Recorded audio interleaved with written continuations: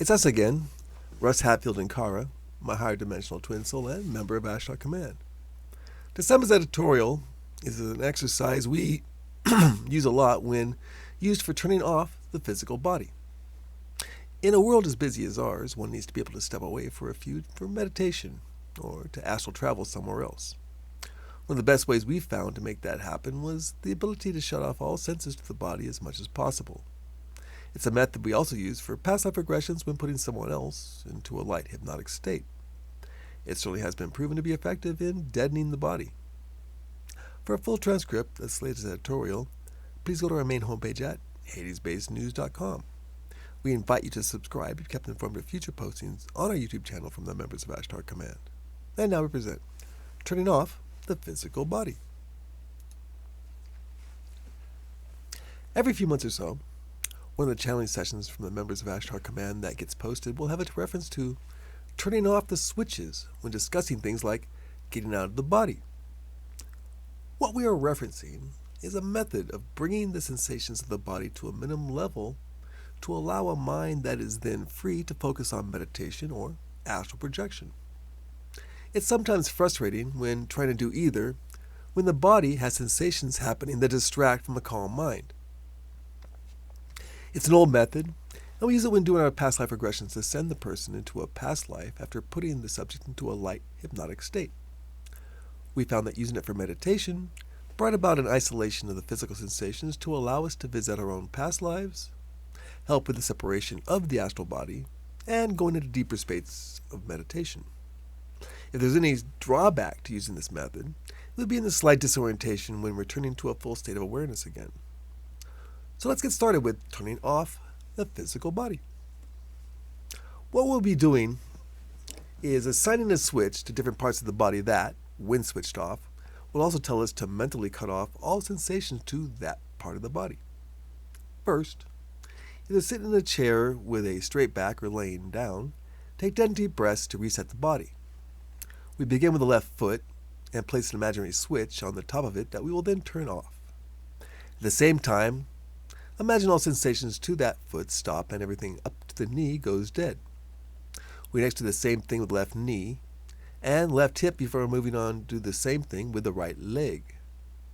We next follow up with a switch on the left hand that we turn off, left elbow, and left shoulder.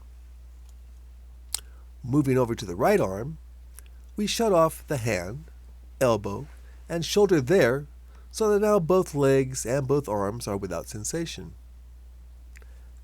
Now, that might not match up with what's being felt, so what can be done is to return to whatever switches still having sensations in them and turn them off again. With the limbs now not feeling completely part of the body, we move on to the chakras to complete the method. Moving on to the root chakra, we turn off the switch there and imagine that the spinning of the chakra is doing pretty much slowing down to a crawl. The center between your hips now lacks sensations as we slow down the sacral chakra followed by the solar plexus chakra. With the lower chakras out of the way, the heart chakra now has its switch turned off and it begins to slow down. What also slows down any overwhelming emotions that might be taking place. Then comes the throat chakra, and it shuts off any arguments that might still be on your mind. Now, the chakra itself is not shut down, just slowing it to a bit so that it isn't a distraction.